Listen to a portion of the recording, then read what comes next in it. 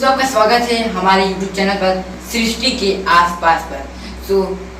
दोस्तों आज हमको पूछना है कुछ अनोखे प्रश्न जो अब हम अपने दादा जी से मिलाते हैं और आपको कुछ अनोखे प्रश्न का उत्तर दिलवाते हैं और वो मेरे मन में कुछ दिनों से चल रही है। तो चलते हैं दादा के पास और पूछते हैं। दोस्तों अपने दादाजी को बुलाते हैं और अनोखे प्रश्न पूछते हैं। तो दादाजी इधर आने की क्यों बने?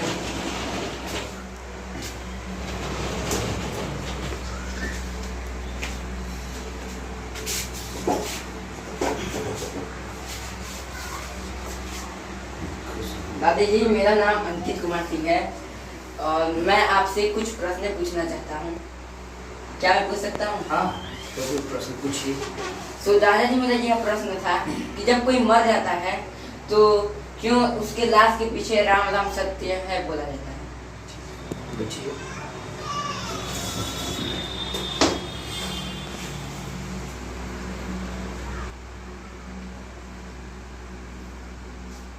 मानव सच्चाई को समझता नहीं है, केवल जो है रीति रिवाजों को निभाता है और रीति रिवाजों को निभाने के लिए ही वह सदियों से जो है जब लोग मरते हैं तो उसके पीछे जो है हिंदू धर्म में राम नाम सत्य बोला जाता है। अभी तक जो है लोग ये नहीं समझ पाए कि राम नाम सत्य का अर्थ क्या होगा या राम नाम सत्य क्या है। केवल ये लोग समझते हैं कि बोला जाता है, मेरे दादा को बोला गया, पिता को बोला गया, वगैरह वगैरह, मेरे गांव घर में बोला गया, तो हमको भी इनके पीछे बोल देना है।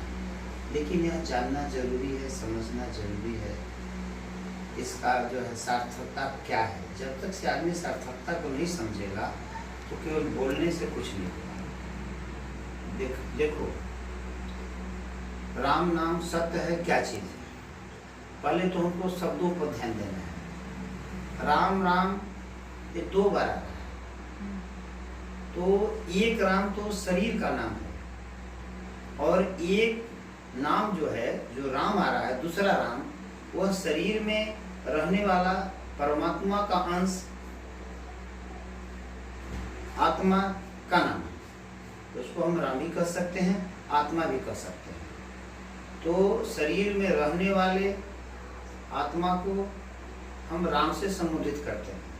एक राम तो शरीर का नाम, जैसे राम, तो राम के शरीर में रहने वाला राम, राम के शरीर में, राम तो शरीर है, शरीर का नाम राम है। जैसे तुम्हारा नाम अंकित है तो तुम्हारे शरीर का नाम अंकित है, न कि उस आत्मा का नाम अंकित है।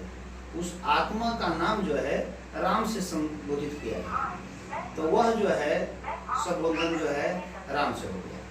तो राम राम सत्य है, यानी राम के शरीर में जो आत्मा है वह सत्य है। हम उसको जो है कहते हैं कि राम नाम सत्य है, यानी कि राम के अंदर जो आत्मा था वह सत्य है। वह जो है अब शरीर से चला गया, तो उसको अब जाने के बाद हम राम नाम सत्य है, राम नाम सत्य है का जो है उच्चारण करते हैं। समझना यह है जो राम के अंदर आत्मा था या है, वही आत्मा मेरे अंदर भी है, पूरे जगत में है, पूरे सृष्टि के अंदर सारे जीव जंतुओं में है। आत्मा में कोई भेद नहीं होता है, आत्मा एक है, शरीर अनेक होता है। तो राम का भी शरीर और आपका भी शरीर या पूरे जगत का शरीर एक है, उसमें रहने वाला आत्मा भी एक है। रूपों में अंतर हो सकता है, जैसे हम मनुष्य हैं, कोई घोड़ा है, कोई हाथी है, कोई शेर है, कोई चींटी है, ये रूपों में अंतर है, लेकिन उस रूपों में रहने वाले आत्मा में कोई भेद नहीं। वो दोनों भेद सारे जगत के भेद एक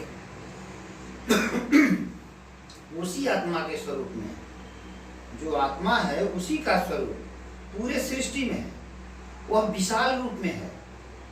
जैसे समुद्र जो है विशाल रूप में है, उसका पानी जो है समुद्र में विशाल है, लेकिन वहीं जब हम घड़े में ले लेते हैं तो घड़े का पानी कहलाता है। अगर लैब में अगर चेक कराया जाए तो समुद्र का पानी डायरेक्ट लैब वाला ले ले और घड़े के पानी भी समुद्र वाला जो घड़े का पानी हमारा है उसमें से ले ले, तो दोनों को जब लैब में चेक होगा तो दोनों के तत्व एक निकलेंगे। जो चाहे डायरेक्ट समुद्र से लिया हो और चाहे जो है हमारे घड़े से लिया हो, क्योंकि मेरे घड़े का भी तो पानी समुद्र से ही है।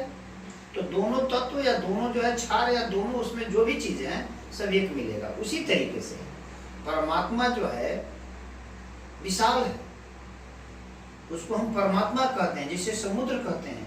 वहीं समुद्र का पानी जब बादल के द्वारा नदियों में जाकर के भर जाता है तो हम नदी का पानी कहते हैं, जैसे गंगा नदी का पानी, जमुना नदी का पानी, सरस्वती नदी का पानी, सोन नदी का पानी, पोखरे का पानी, कुआं का पानी कहते हैं। लेकिन पानी एक है, वो समुद्र का पानी। उसी तरीके से छोटा रूप में, सूक्ष्म रूप में वह जो है हर घट घट में, हर योनियों के घट घट में वह परमात्मा छोटा रूप लेकर के उस घट घट में व्याप्त है। उस व्याप्तता को अंत में हम लोग राम नाम सत्य है बोलते हैं, लेकिन वास्तव में राम नाम सत्य है अगर यह केवल शमशान तक नहीं है।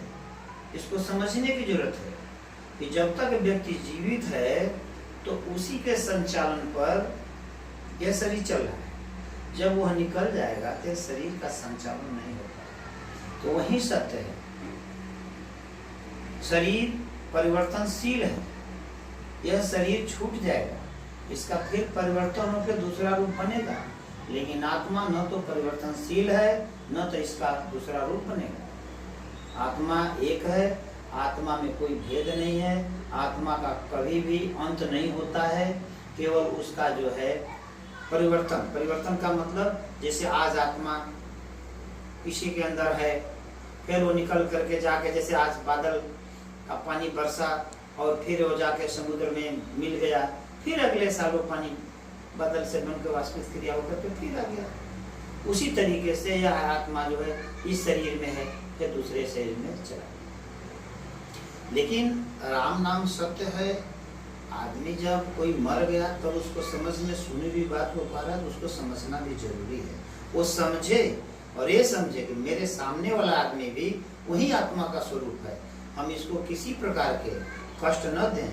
इनको, इस शरीर को कष्ट देना ईश्वर को कष्ट देना है, इसको समझना है। यह बराबर याद रहे, केवल शमशान घाट तक नहीं, घर आने पर भी जब ज्ञान हो गया या ज्ञान करना ये जरूरी है, जानना जरूरी है। आप कभी भी किसी भी पशु को, पक्षी को या परिवार में दादा हैं, पिताजी हैं वगैरह वगैरह जो भी हैं, सबको सम्मान दृष्टि से देखें, सबका सम्मान करें। किसी को जो है अपशब्द न बोलें, किसी से अटूट होकर बात न करें, क्योंकि सारे लोग उसी ईश्वर के स्वरूप हैं। इस प्रकृति रूपी शरीर में वही आत्मा वास करती है जो परमपिता परमेश्वर परमात्मा है। परमात्मा का ही छोटा रूप आत्मा है, आत्मा का विशालतम रूप परमात्मा है। इस ब्रह्मांड में परमात्मा चारों तरफ जो है फैला हुआ है और उसी का छोटा रूप जो है अपने अंदर। यह चीज ठीक है, समझ में आ गया?